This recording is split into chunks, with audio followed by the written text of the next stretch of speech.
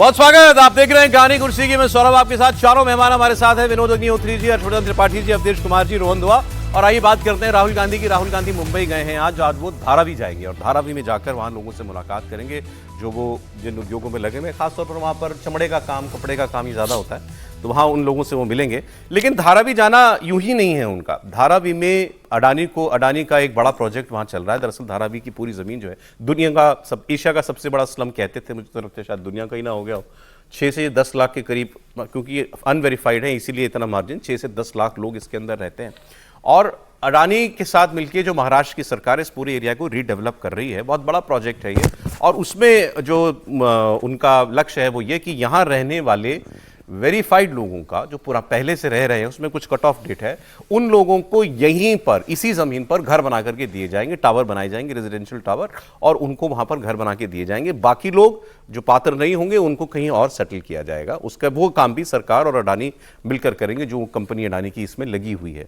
और ऐसे ही फिर वहां पर कमर्शियली भी उस एरिया को डेवलप किया जाएगा, उनका व्यापार वगैरह जो है उसको, मतलब बेसिकली मुंबई के दिल में बसा हुआ इतना बड़ा जो स्लम है, वहाँ रहने वाले लाखों लोग हैं, वो एक इज्जत से अच्छी ज़िंदगी जिएं, वो अच्छे घरों में रहें, काम करने के लिए वहाँ पर जगह बने, ये सारा काम होना है। अब इस पर विपक्ष लोकसभा चुनाव के पहले से इसको बहुत बड़ा मुद्दा बनाने की कोशिश में है।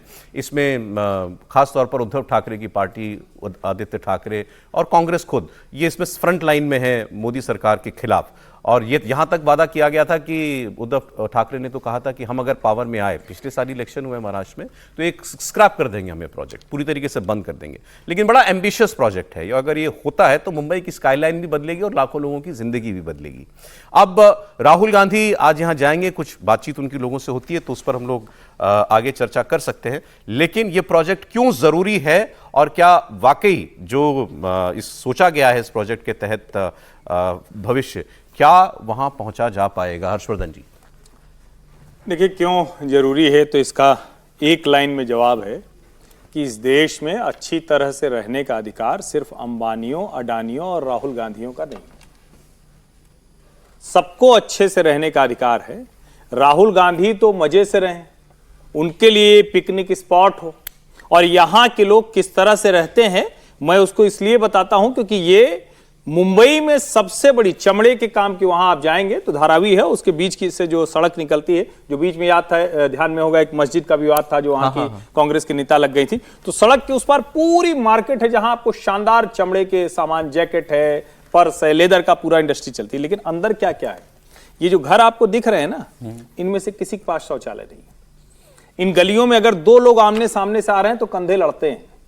बाहर ऐसी गंदगी दिखती है जहां हमारे आपके जैसे लोग अगर 10 मिनट रुक जाएंगे तो या तो उल्टी होगी, या आपका सर दर्द होने लगेगा, या आप बीमार हो जाएंगे। इसके भीतर इन झुग्गियों में भी 3 लेयर बनाई जाती है, और लेयर के बीच में सीढ़ी है, और उसके ऊपर 2 छती बनाकर उसमें लोग लेटे लेटे रह जाते हैं। सबसे ऊपर वाला पूरा बैठ नहीं सकता है।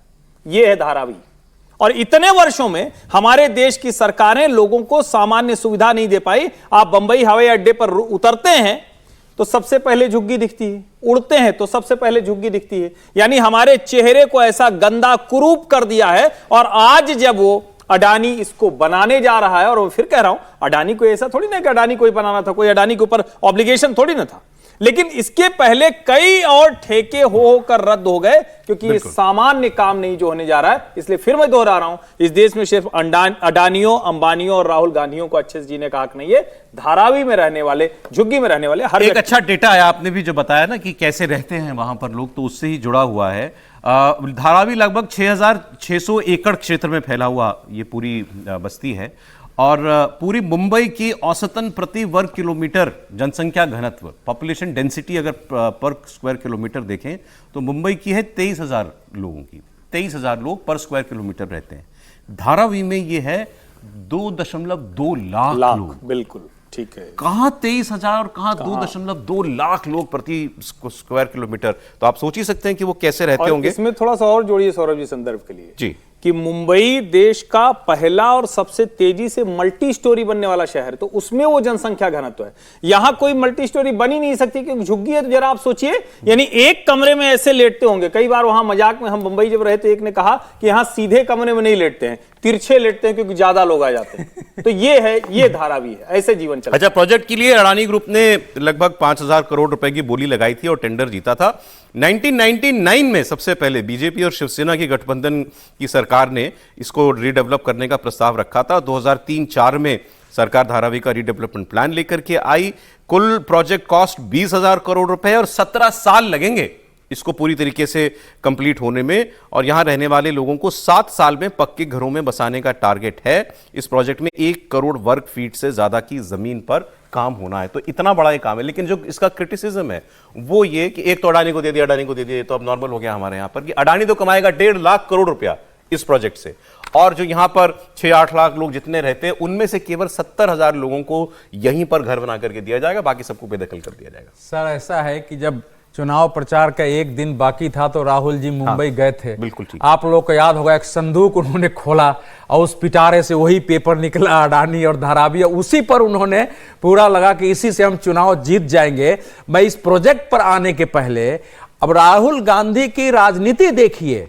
जब उसके बाद शरद पवार जी से पूछा गया तो बोले कि अब ये राहुल गांधी और ये सब अडानी उठाते रहते हैं, अगर अडानी को नहीं देते तो क्या अरब के ग्रुप को दे देते। उनका तो बयान था, क्योंकि उसके बाद जो टेंडर था वो अरब के ग्रुप का था। बोले कि अडानी से स्पेशल रिक्वेस्ट किया गया कि आप आइए और इसको चलाइए।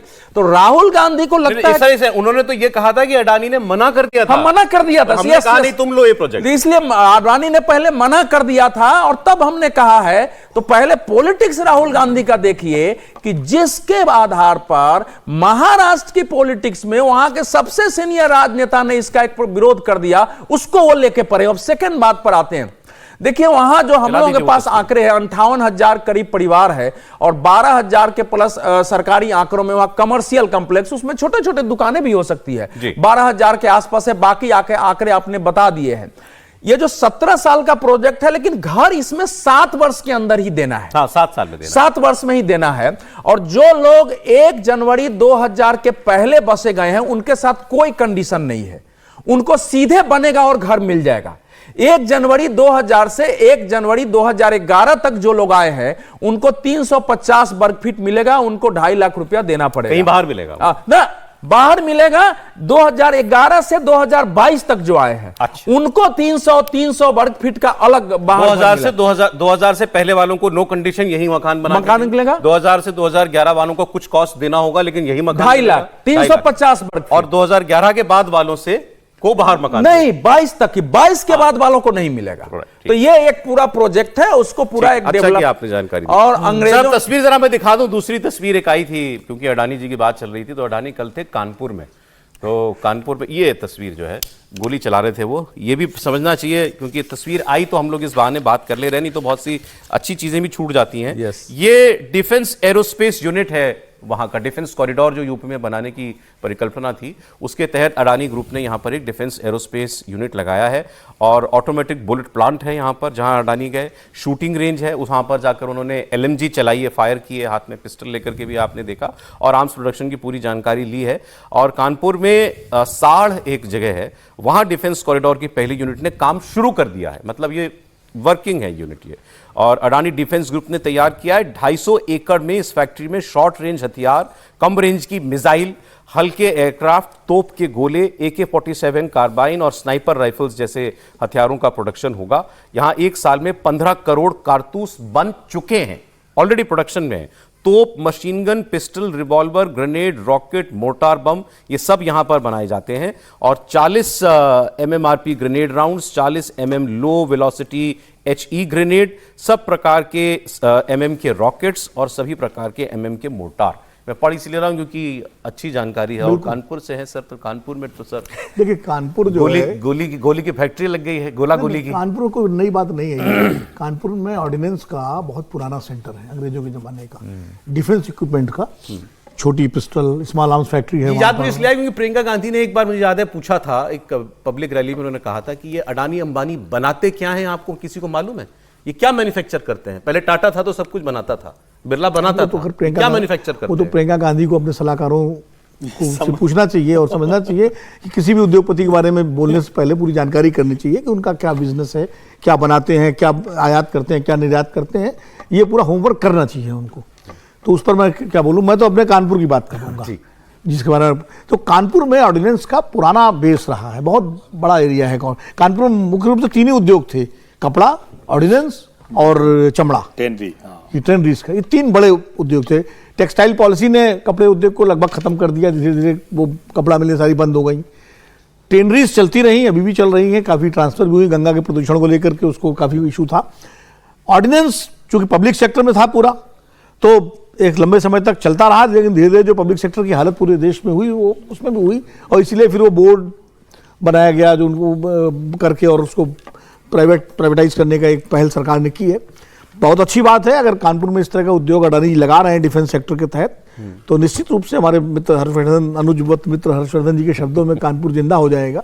तो वैसे कानपुर कभी मरा नहीं था। हाँ, कानपुर में थोड़ा योगी लोगों सरकार को- जब आई लोग ये इसको थोड़ा रोजगार के अवसर बढ़ेंगे, नहीं, देखिए, अच्छा मैं है। ऐसे याद कर रहा हूं। विश्व मानचित्र पर कानपुर की इस- एक पहचान इस और विषय- बढ़ेगी। इस विषय पर कोई हमारा बहुत डिटेल में कोई ऐसा नहीं है कि डेटा आया हो सामने, कभी आया, अभी तस्वीर आई तो जिक्र हो रहा है। योगी आदित्यनाथ की पहले कार्यकाल में यूपी में डिफेंस कॉरिडोर बनाने की बात कही गई, ठीक है। तो अब उससे आप जोड़ करके देखेंगे तो ये आप कह सकते हो उसका विकास है एक तरह से कि ये जो सोचा वो कुछ अंजाम तक पहुंचा। देखिए, योगी जी के पहले कार्यकाल में जो एक इन्वेस्टर्स मीट हुई थी और उसमें जो है 2017 के बाद उसमें मोदी जी भी गए थे, प्रधानमंत्री जी भी गए थे, और उसी में डिफेंस कॉरिडोर की बात उठी थी और वहीं इन्वेस्टमेंट की बात भी हुई तो थी। ये अच्छी बात है ना कि कोई भी जो सोचा गया, किसी ने प्लेज किया कि मैं ये यहाँ उद्योग लगाऊंगा और वो उद्योग लगा और वो वहां कारखाना चल रहा है। तो बाटी जी, देखिए, देश के टॉप 10 इंडस्ट्रियल सिटीज में कानपुर था। धीरे धीरे वो कानपुर वहाँ के नेताओं, वहाँ के लोगों की वजह से सचमुच, मैं ये नहीं कहूँगा कोई शहर मरता नहीं है, लेकिन मृत प्राय होना शुरू हो गया। उस शहर की गंदगी, उस शहर का जाम, क्योंकि विनोद सर का तो शहर ही है, तो एक भी शब्द मेरा इनको बर्दाश्त नहीं होगा। बिल्कुल नहीं होगा, क्योंकि मैं भी 2 वर्ष वहां काम करने के दौरान रहा हूं। मेरी जननी जन्मभूमि से लेकिन असली बात जो समझनी है कि अब न लाल इमली काम करेगा, न वो टेक्सटाइल है, न वो टेनरी है, प्रदूषण बहुत है, सब नाले बंद हो रहे हैं, सबको टैपिंग की जा रही है। हुआ क्या, कानपुर के लोग दूसरी जगह अवसर खोजने लगे। ये कानपुर से थोड़ा हटकर है, 500 एकड़ में 2 फैसिलिटी तैयार होगी। अभी तक कानपुर और जबलपुर दोनों रिवॉल्वर के बड़े, माउजर के बड़े अड्डे थे। अब ये आएगा तो ये सब कुछ बनाएगा। साउथ एशिया की one of the largest ammunition factory बनने जा रही है। लैंड अलॉटमेंट के 18 महीने के भीतर ऑपरेशनल होगा। अच्छा, ये दोनों बातें जुड़ती हैं, राहुल गांधी का धारावी जाना और ये अडानी जी का अपनी ऑर्डिनेंस फैक्ट्री के अंदर जाना। क्या कहते हैं, राहुल गांधी जी लेफ्टिस्ट हो गए पूरी तरीके से, कम्युनिस्ट सोच में आ गए हैं। तो वो एक तरफ वो अपनी कम्युनिस्ट सोच लेकर के धारावी गए हैं कि यहां पर ये काम अडानी ना करे, और अडानी यहां पर कारखाना चला रहा है। तो राहुल गांधी जी क्या कट ऑफ है इस वक्त वास्तविकता से दुनिया की? रोहन, मुझे लगता है सौरभ, 2 बातें कि जो हर्ष जी बात कर रहे हैं कि कानपुर की जो एक इमेज है वो क्या बदलाव आ रहा है या नहीं आ रहा। उससे पहले मैं ये कहूँगा कि राहुल गांधी का जो आरोप था ना अडानी के ऊपर, वो ये था कि वो इजराइल के वेपन्स और ड्रोन्स लाके उनका नाम बदल के यहाँ पे बेच रहे हैं और उसमें कमीशन ले रहे हैं। ठीक कह रहे हैं, ये बंद तो यही रहा था ना। हाँ, लेकिन ये इल्जाम लगा रहे थे इन्होंने, बड़ी एक पवन खेरा साहब के साथ में मिलकर एक इन्वेस्टिगेशंस लॉन्च करी कि ये कहा कि इजराइल के वेपन्स को ही रीलॉन्च करके रीब्रांडिंग करी जा रही है, नाम बदल दिया बस। तो मैं ये कहूंगा कि वो एक अलग इन्वेस्टिगेशंस हो सकती है। लेकिन जहां तक धारवी की बात है और ये कानपुर में विजिट की बात है, मैं आपको ये जरूर कहूंगा कि धारवी में कहीं ना कहीं इनकी कैंपेन से पॉलिटिकल रिजल्ट में फर्क जरूर रहा है, क्योंकि कांग्रेस फिर से वहां पे धारवी में जीती है। तो एक जो पॉलिटिकल इमेज होती है वो अडानी के नाम से आप वहां पे आपका चेंज जरूर आया। लेकिन मैं ये कहूंगा कि अडानी के नाम से आप कब तक प्रहार करते रहेंगे अडानी के ऊपर ही, ठीक है। क्योंकि केरला में तो जाके जहां पे ऑपोजिशन की सरकार है वहां पे 30,000 करोड़ का पोर्ट वो 2015 में लॉन्च करके आए। और विंजाम जो अभी भी आज सबसे बड़ा पिंजरई विजयन ने ये कहा कि 30,000 करोड़ का पोर्ट इंडिया में नहीं एशिया में सबसे ज्यादा मुनाफा करने वाला है। तो वो अडानी बनाए तो प्रॉब्लम नहीं, वो तो अडानी ने बनाया, लेकिन धारावी ना डेवलप करे। वही ऑपोजिशन बंगाल में ममता बनर्जी ने गया इसमें, नहीं तो अंबानी जी की बात इसी में कर लेते हैं। अंबानी जी के चिड़ियाघर की बहुत चर्चा हो रही है, लेकिन वो तस्वीरें बड़ी शानदार है, आपको दिखाऊंगा।